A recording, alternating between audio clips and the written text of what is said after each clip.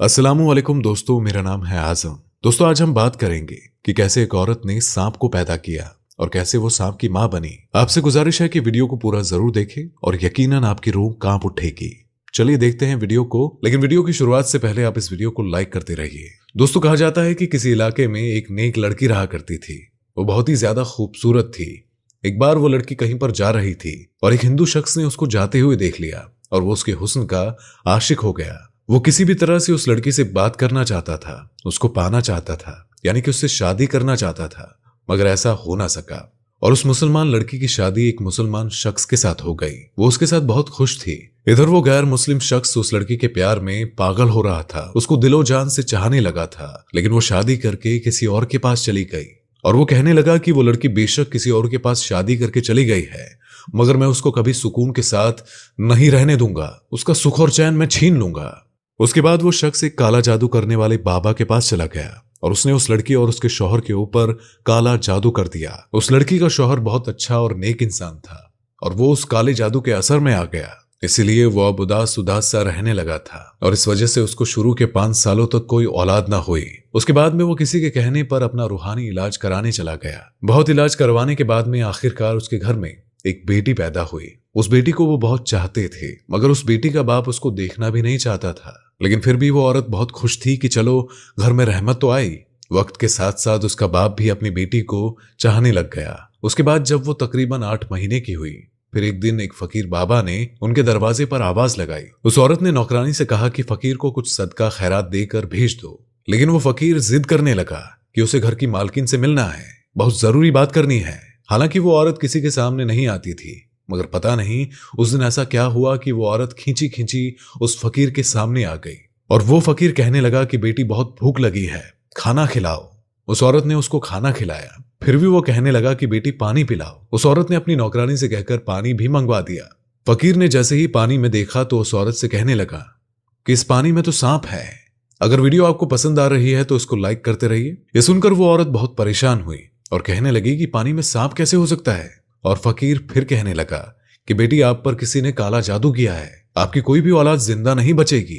इस पर वो औरत हंसने लगी और कहने लगी, तुम झूठ बोल रहे हो, मेरी तो एक बेटी है जो अंदर सो रही है। उस फकीर ने कहा कि वो सो नहीं रही है, उसको अंदर जाकर देखो। ये सुनकर वो औरत बहुत हैरान हुई और जल्दी से अपने घर के अंदर गई और अपनी बेटी को अंदर जाकर संभाला तो उसने देखा कि वो बेटी सोई नहीं थी, वो सच में मरी पड़ी थी। उसके बाद में वो वापस दौड़ती हुई घर के बाहर आई, लेकिन तब तक वो फकीर वहां से जा चुका था। उसके बाद में उस औरत ने सारा वाकया अपने शौहर को बताया। सब लोग बहुत हैरान थे कि बच्चे की अचानक इस तरह से मौत कैसे हो गई और वो फकीर कौन था। लेकिन फिर सब्र तो करना ही था और इस औरत ने भी सब्र किया और अल्लाह के सामने सजदा करते गिड़गिड़ाने लगी, या अल्लाह, मुझसे ऐसा कौन सा गुनाह हो गया है कि मुझसे मेरी खुशियां ही रूठ गई है।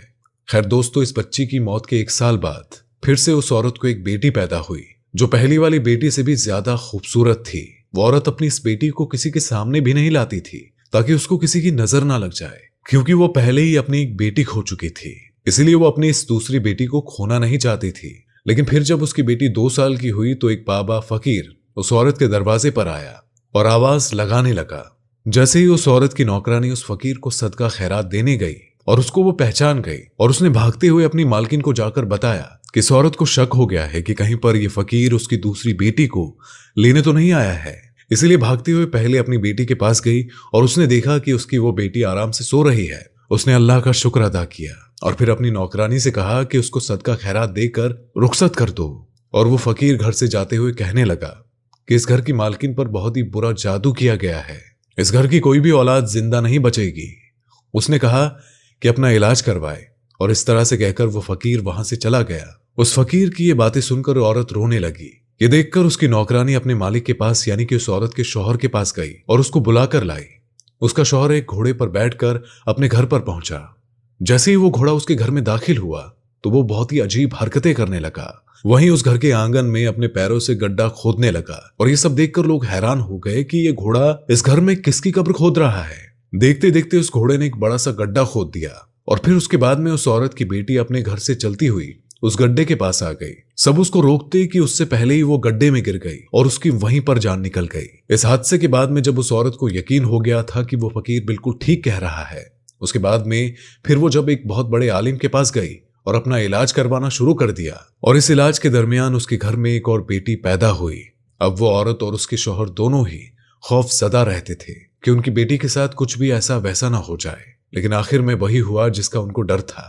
एक दिन वो दोनों अपनी बेटी को साथ में लेकर उस आलिम के पास जा रहे थे कि रास्ते में अचानक कहीं से उड़ती हुई एक चील आई और वो उस मासूम सी बच्ची को उठाकर ले गई और दोनों मियाँ बीवी उसको देखते ही रह गए।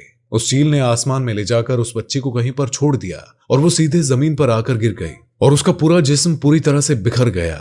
वो हादसा देखकर दोनों मियाँ बीबी तड़प कर रह गए, लेकिन वो करते भी क्या, बस वो यही सोचते कि आखिर ये सब हो क्यों रहा है, आखिर हमारी बेटियों को मारने वाला कौन है।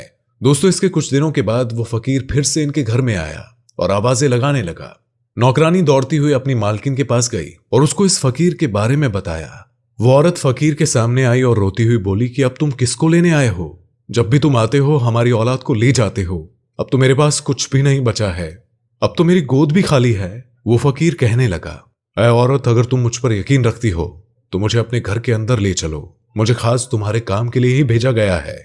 उस औरत ने उस फकीर पर यकीन कर लिया और उसको अपने घर के अंदर लेकर आई। फकीर ने उसके पूरे घर का चक्कर लगाया, फिर एक जगह पर बैठ गया। फिर वो फकीर काफी देर तक पानी पर कुछ पढ़ता रहा और उस औरत से कहा कि देखो, तुम्हें इस पानी के अंदर क्या दिख रहा है? जैसे ही उस औरत ने उस पानी के अंदर देखा तो एक जोरदार चीख मारकर पीछे हट गई, क्योंकि उस पानी में एक काला बड़ा सांप कुंडली मारे हुए बैठा हुआ था। फिर उस फकीर ने कहा, बेटी देख लिया ना तुमने, तुम पर काला जादू किया गया है। इस काले जादू से तुम्हारे पेट के अंदर एक सांप को बैठा दिया गया है और जो आपके हर बच्चे को मार देता है। वो औरत कहने लगी कि मेरे बच्चे तो सारे सही सलामत पैदा होते हैं। तो उस फकीर ने कहा कि तुम्हें खुशियां मिलती जरूर है, लेकिन फिर वापस छीन ली जाती है। आपके बच्चों को मारने वाला कोई और नहीं बल्कि वही सांप है जो तुम्हारे पेट में बैठा हुआ है। वो औरत कहने लगी, मगर बाबा, मेरा तो कोई दुश्मन नहीं है, वो कौन है जिसने मेरे ऊपर काला जादू किया है? तो वो फकीर कहने लगा, ये बेटी एक गैर मुस्लिम शख्स तुम्हारा दीवाना हो गया था, मगर तुमने उससे शादी नहीं की, और जब किसी दूसरे के साथ तुम्हारी शादी हो गई तो तुम्हारा सुख चैन छीनने के लिए तुम्हारे ऊपर उसने काला जादू करवा दिया। अब अगर तुम चाहती हो कि तुम्हारे ऊपर से ये काला जादू खत्म हो जाए, तुम्हें औलाद का सुख मिल जाए, तो तुम्हें एक मुश्किल घड़ी के साथ गुजरना होगा। वो औरत अल्लाह की नेक बंदी थी। उसने हिम्मत करके कहा कि मैं इसके लिए हर मुश्किल घड़ी से गुजरने के लिए तैयार हूं, आप बस मुझे हुक्म करे, बस इस बंदे की इल्म को यहां से हटाना है।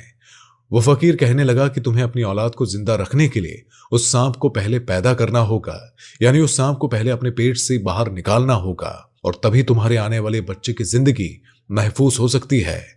वो औरत अपनी औलाद को बचाने के लिए इस मुश्किल काम को करने के लिए राजी हो गई। उसके बाद में फकीर ने उसको कुछ अमल भी बताए जिसको उसे रात में तन्हाई में करने थे। फकीर ने उस औरत को यह भी बताया कि वो सांप तुम्हारे पेट में मौजूद जरूर है, मगर वो अंदर बढ़ नहीं रहा है। अगर तुम उससे मोहब्बत का इजहार करोगी, यानी कि अगर तुम उससे कहोगी कि ये मेरा बच्चा है, मुझे इसको पैदा करना है, तो फिर वो तुम्हारी हर बात सुनने लगेगा और फिर तुम उसे किसी भी तरह से अपने पेट से बाहर निकाल सकोगी। उसके बाद ऐसा हुआ कि वो औरत अपने पेट पर हाथ फेरते हुए कहती है कि मेरे पेट के अंदर जो भी है वो मेरा ही बच्चा है और मैं उसकी मां हूं। उस सांप ने उसकी ये बात सुन ली। फिर वो सांप उसके पेट के अंदर से बढ़ना शुरू हो गया और फिर इस औरत ने एक बूढ़ी दाई मां से बात भी कर ली थी कि जब भी मेरे यहां बच्चा पैदा होगा तो मेरे पेट से कोई बच्चा बाहर नहीं आएगा, बल्कि हो सकता है कि एक सांप बाहर निकलेगा, लेकिन तुम डरना मत। वो बूढ़ी औरत भी हिम्मत वाली थी, वो इसके लिए तैयार हो गई। और फिर एक दिन वो वक्त भी आया जब उस औरत ने एक सांप को जन्म दे दिया, लेकिन उन वजीफों की बरकत से वो सांप जिंदा नहीं बल्कि मुर्दा हालत में बाहर आया और अल्लाह का करम ऐसा हुआ और उसके साथ में उस औरत ने एक बेटे को भी जन्म दे दिया। वो औरत अपने सामने एक सांप को देखकर बहुत हैरान हुई। वो सोचने लगी कि वो किस तरह से अपने पेट में एक सांप को पाल रही थी, और फिर उसने अल्लाह ताला का शुक्र अदा किया। इसके बाद में अल्लाह ने फिर से उस औरत को एक एक करके 2 और बेटे अता किए जो बिल्कुल ठीक और सही सलामत पैदा हुए। काले जादू का असर अब पूरी तरह से खत्म हो चुका था। इसके कुछ दिनों के बाद वही फकीर बाबा उसके दरबार पर आया और वो औरत कहने लगी कि बाबा, अब तुम कोई बुरी खबर सुनाने तो नहीं आए हो? अब तो मेरे बेटे भी बड़े हो गए हैं जो बिल्कुल सेहतमंद हैं और हर रोज मैं उनकी लंबी उम्र के लिए दुआ करती हूँ। तो ये सुनकर फकीर बाबा ने कहा कि बेटी, इस बार मैं तुम्हें कोई बुरी खबर नहीं बल्कि अच्छी खबर सुनाने आया हूं। तुम पर जिस हिंदू शख्स ने काला जादू करवाया था वो फिर से तुम्हारे ऊपर काला जादू करवाने के लिए जंगल में चंदन की लकड़ियां काट रहा था, तो वहां पर उसको किसी बड़े सांप ने अचानक से डस लिया और वहीं पर वो तड़प तड़प कर मर गया। ये सुनकर वो औरत बहुत खुश हुई और अल्लाह का शुक्र अदा करने लगी। इस वीडियो में बस इतना ही। मिलते हैं अगली वीडियो में, तब तक के लिए अल्लाह हाफिज।